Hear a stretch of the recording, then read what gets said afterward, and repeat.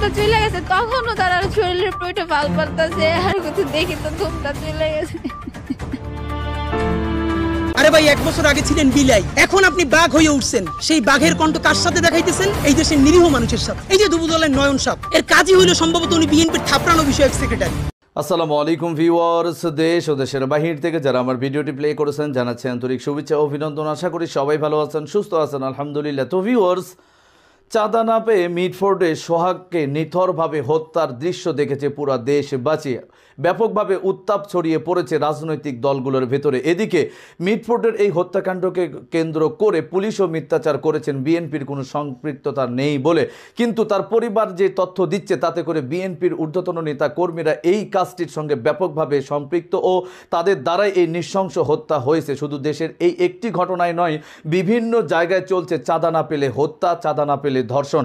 আসুন সর্বশেষ সোহাগের পরিবার থেকে আমরা জানবো যে মূলত এই কেসটা চাঁদাবাজি ইস্যু ছিল নাকি কোনো পলিটিক্যাল ইস্যু ছিল। স্বাভাবিকভাবে বিস্তারিত জানবো রিপোর্টার। সো ভিডিওতে যাওয়ার আগে ছোট রিকোয়েস্ট করবো, যারা চ্যানেলটি সাবস্ক্রাইব করেননি সকল আপডেট সবার আগে জানতে অবশ্যই চ্যানেলটি সাবস্ক্রাইব করে পাশে রাখবেন। দর্শক আসুন স্ক্রিনে।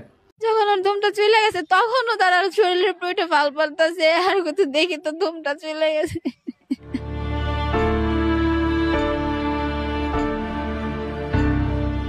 চাঁদা না দেওয়ায় ঢাকার মিটফোর্ড হাসপাতালের ৩ নম্বর ফটকের সামনে দিনে দুপুরে পৈশাচিক কায়দায় পাথর মেরে হত্যা করা হয় বরগুনার ব্যবসায়ী লালচাঁদ ওরফে সোহাগকে। যেই দৃশ্য সামাজিক যোগাযোগ মাধ্যমে ভেসে বেড়াচ্ছে এবং স্তব্ধ করে দিয়েছে দেশবাসীকে। পরিবার নিয়ে কেরানীগঞ্জ মডেল টাউনে ভাড়া থাকতেন সোহাগ। পরিবার ও স্বজনদের অভিযোগ, এখন পর্যন্ত ৫ জনকে গ্রেপ্তার করা হলেও মামলার এজাহারে প্রধান ৩ আসামি রাকেশ, রনি ও কাইয়ুম মোল্লার নাম বাদ দেওয়া হয়েছে। এই যে এখন যে পুলিশ বলতেছে যে এটার নাম নাকি পাল্টানো যাবে না, তা আমার কথা হচ্ছে যখন আমাকে প্রথম কপিটা দেয়া হয়, আমাকে সংশোধন করার জন্য যে দেওয়া হয়, তখন যে আমি আসামিদের নামগুলো পড়ছি, সেই নামগুলো যা ছিল প্রত্যেকটা আসামি ছিল ওটাই ওই আসামিগুলো সম্পৃক্তভাবে জড়িত ছিল। এবং পরবর্তীতে যে আমার মায়ের হাত দিয়ে যে সিগনেচার নিয়েছে যেই কপিটায়, ওই কপিটায় নামগুলো কেন নাই, কেন পরিবর্তন করছে, তারা কোন কারণে পরিবর্তন করছে, সেই প্রশ্ন আমার তাদের কাছে। সোহানা এন্টারপ্রাইজ নামে মিটফোর্ডের চিকাপট্টিতে ভাঙাড়ির ব্যবসা করতেন সোহাগ। নিহতের ভাগ্নি বিথি আক্তার জানান, বুধবার বিকেলে রাকেশ মোবাইল ফোনে বাসা থেকে ডেকে নেয় সোহাগকে। পরে তাকে আটকে রেখে চাঁদা দাবি করা হয়। রাজি না হওয়ায় সোহাগকে রাস্তায় এনে গুলি করে ও পাথর মেরে হত্যা করা হয়। যাদের নাম নাই তারা একদম ওতপ্রোতভাবে জড়িত। যেমন রাকেশ, উনি আমার মামাকে বাসা থেকে ফোন দিয়ে বের করছে, এবং রনি, কাইয়ুম মোল্লা, এরা একদম সিসিটিভি ফুটেছে, এরা ওইখানে ছিল, ওনারা আমার মামারে আঘাত করছে। নিহতের স্ত্রী লাকি আক্তার জানান, প্রতি মাসে ২ লাখ টাকা চাঁদা দাবি করে আসছিল অভিযুক্তরা। এতে রাজি না হওয়ায় পরিকল্পিতভাবে হত্যা করা হয়েছে সোহাগকে। যার পরে ওনাদের সাথে একটু কথা কাটে গেছে যে আবার ওনারা এটা চাইতেছে যে দাবি করছে যে তুমি এটা দিবা বা ওইটা করবা, তখন এটা রাজি হয় না। দেখা গেছে আমি কিছুই করবো না, যে আমি কিছুই দিব না, আমি এরকম করে আমার ব্যবসা করবো, আমার ব্যবসা আমি করবো, আমি করে শেয়ার করতে পারবো না।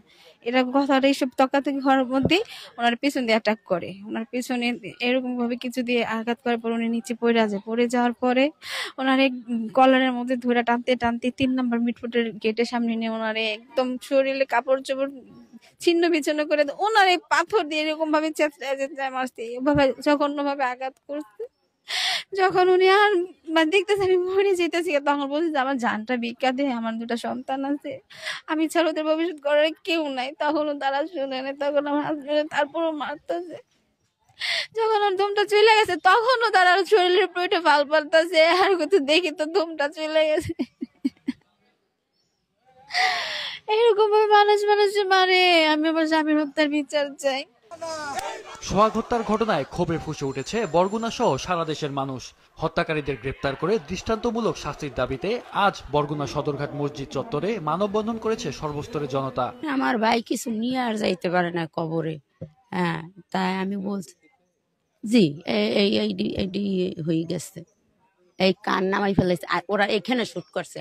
আর আমি নিজে থানার ভিতরে ওই যে পিস্তল সহ যে ধরছে, যারে ধরছে আমি সামনে ছিলাম, ছবি তুলছে, সেটাও আমি দেখছি, 4-5টা অস্ত্র। আমি এটার বিচার চাই, এই জন্য আমি মামলা করছি। আমার ছোট ভাই। সোহাগের বাড়ি বরগুনার পাথরঘাটা উপজেলার কাকচিরা গ্রামে। 2 বোন ও 1 ভাইয়ের মধ্যে তিনি সবার ছোট ছিলেন। তার একটি ছেলে ও একটি মেয়ে রয়েছে। শুক্রবার সকালে জানাজা শেষে নানাবাড়ির পারিবারিক কবরস্থানে দাফন করা হয় তাকে। মাহফুজুল হাসান, মাছরাঙা। দর্শক, স্ক্রিনে আমরা সে সম্পর্কে বিস্তারিত জানলাম। এই বিষয়ে আপনাদের মতামত কমেন্টে জানান। কেউ ভিডিওটি স্কিপ করবেন না। সোহাগ হত্যাকে কেন্দ্র করে দেশের রাজনৈতিক দলগুলোর ভেতরে ব্যাপক বিভেদ ও উত্তপ্ত ছড়িয়ে পড়েছে। দেশের বিভিন্ন ভার্সিটিতে বিক্ষোভ আন্দোলন পর্যন্তও চলছে। এটা নিয়ে আসিফ নজরুল পর্যন্ত দ্রুত বিচারের কি ব্যবস্থা গ্রহণ করলো, বিস্তারিত জানবো রিপোর্টে। আরে ভাই, 1 বছর আগে ছিলেন বিলাই, এখন আপনি বাঘ হয়ে উঠছেন। সেই বাঘের কণ্ঠ কার সাথে দেখাইতেছেন? এই দেশের নিরীহ মানুষের সাথে। এই যে দুবুদলের নয়ন সাহেব, এর কাজই হইলো সম্ভবত উনি বিএনপির থাপড়ানো বিষয়ক সেক্রেটারি। যারে ভাই তারে থাপড়ায়, কি অ্যাটিটিউড ভাই, সমানে থাপড়াইতেছে। ওমা কি আনন্দ! ব্যক্তির দায় দল নিবে না, কিন্তু ব্যক্তি যা টাকা পয়সা বিভিন্নভাবে কামাই করবে সেইটা খালি দল নিবে, তাই তো? বিএনপির যদি কেউ কোথায় খুন করে, এটা বিএনপি করছে এটা প্রমাণ করার জন্য কি তারেক রহমান সাহেবরা এসে খুন করতে হবে? বেগম জিয়ার মৃত্যুর সাথে সাথে বাংলাদেশ থেকে কিন্তু বিএনপি নাই হয়ে যাবে। বিএনপি আপনাদেরকে মনে করাই দেই, অধ্যত্ত অহমিকা আপনাদের বডি ল্যাঙ্গুয়েজে। আরে ভাই, 1 বছর আগে ছিলেন বিলাই, টক শোতে যান নাই, অনলাইনে কানেক্টেড হয়েছেন, সেখানেও কি যেন নক করছে, বাসা থুয়ে দৌড়াইতেছেন। মানে এটা তো আমরা মানি। এর মানে আপনারা বিলেই তো ছিলেন। এখন আপনি বাঘ হয়ে উঠছেন। সেই বাঘের কণ্ঠ কার সাথে দেখাইতেছেন? এই দেশের নিরীহ মানুষের সাথে। আওয়ামী লীগ কয়টা ধরে শেষতে পারছেন? কয়টা আওয়ামী লীগের বিরুদ্ধে অ্যাকশনে যাইতে পারছেন? কোটি কোটি টাকা খায় ওই হাজিম সেলিমের লোক স্টেজে উঠান। অধ্যত্ত আর অহমিকা আপনারা এইবার লাস্ট চান্স যদি বাদ দিতে না পারেন, আপনাদের দেশে আর কোনো রাজনীতি থাকবে না, মানে থাকবে না, মনে রাখেন। চূড়ান্ত অধ্যত্ত এবং অহমিকার সিম্বল ছিল শেখ হাসিনা। শুধু তার পদত্যাগ না, পতন হয়েছে, দিল্লিতে গিয়ে লুকাইতে হয়েছে। সুতরাং আপনারা তো তার ধারে কাছেও না। সালাউদ্দিন ভাই থেকে শুরু করে অন্যান্যরা সংস্কার কমিশনে যেই গার্ডস নিয়ে, যেই অ্যাটিটিউডে কথা বলেন, আমরা আহত হই। এই যে দুবুদলের নয়ন সাহেব, এর কাজই হইলো সম্ভবত উনি বিএনপির থাপড়ানো বিষয়ক সেক্রেটারি। যারে ভাই তারে থাপড়ায়, কি অ্যাটিটিউড ভাই! বিএনপির বিরাট সমাবেশ, সে হাঁটতেছে, সামনে একজন আইসক্রিম মেলা, সমানে থাপড়াইতেছে। ওমা কি আনন্দ! স্টেজের সামনে এক ভদ্রলোক তার মাথার উপর থাপ্পড় দিতেছে। ব্যাপার হলো এই যে সে থাপড়াইতেছে, এইটা ভিডিওতে মানুষ মিডিয়ায় দেখতেছে। বিএনপি এইটার বিরুদ্ধে কোনো অবস্থান নিছে? অফিসিয়ালি তারে বলছে যে এরকম থাপড়াথাপড়ি সে কেন করে? সে এইটাকে এনজয় করতেছে। এর মানে হলো বিএনপির বিরুদ্ধে আমরাও যদি বলি, আমাদেরকে এরকম থাপড়ানো হবে। এই থাপড়ানোর ট্রায়াল দিতেছে তারা। এই নয়নেরা যদি হয় বিএনপির ফিগার, যারা এখন মানুষরা খালি সমানে থাপড়ায় ডানে বামে তাকাইয়া, তাহলে সেই দলের যারা নীতি আছে তারা মানুষরা পাথর মারবে না, মারবে কি? চুমা দিয়ে মাইরে ফেলবে মানুষরে। প্রথমত যা করার তাই করছে, দলের নেতা মানুষরা থাপড়ায় আর তারা পাথর মারে। এখন আমরা জানি এই নয়নদের শক্তি কোথায়। নয়নরা থাকবে নিচে, চাঁদাবাজি করবে, টাকাটা আনবে, টাকাটা আইনা উপরে পাঠাবে কারো না কারো কাছে। তারা হবে ভদ্র সুশীল, তারা মপ করবে না, ইংলিশে কথা বলবে। আর নয়নরা নিচে চাঁদাবাজি করে উপরে দল চালাবে। এইটা বিএনপির বলিনি, এটা জামাত করলে জামাতের অবস্থা এইটা হবে। এটি এনসিপি করলে, এনসিপি তো নতুন দল, সুতরাং ফেরেস্তাই মনে হবে। আমরা এনসিপিরও বুঝতে পারবো সে আসলে বিএনপির মতো ক্ষমতায়িত হইলে আসলে সে কী করে। প্রকাশ্য দিবালোকে পাথর মেরে মানুষ মারা হচ্ছে, এই ভিডিও কোনো মিডিয়াতে আসে নাই।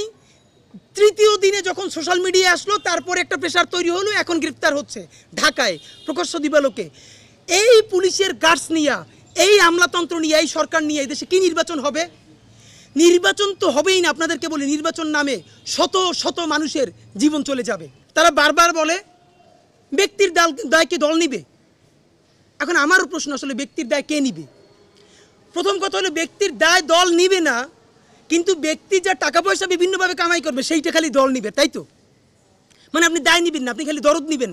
তাহলে দ্বিতীয় প্রশ্ন হলো, ব্যক্তির দায় যদি দল না নেয়, তাহলে যে কোনো দলের প্রধানই আইসে কি খুন করতে হবে? ধরেন বিএনপির যদি কেউ কোথায় খুন করে, এটা বিএনপি করছে এটা প্রমাণ করার জন্য কি তারেক রহমান সাহেবরা এসে খুন করতে হবে?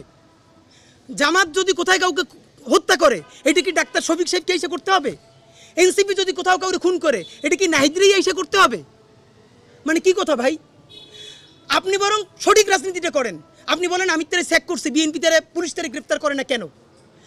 আমরা যতক্ষণ না পর্যন্ত বাংলাদেশের মানুষ রুখে দাঁড়ালো, ততক্ষণ পর্যন্ত আপনারা সাফাই গাইতে চাইছেন আমাদের দলের না এইটা না সেইটা না। সব থেকে ভয়াবহ বিএনপির আরেকটা রাজনীতি।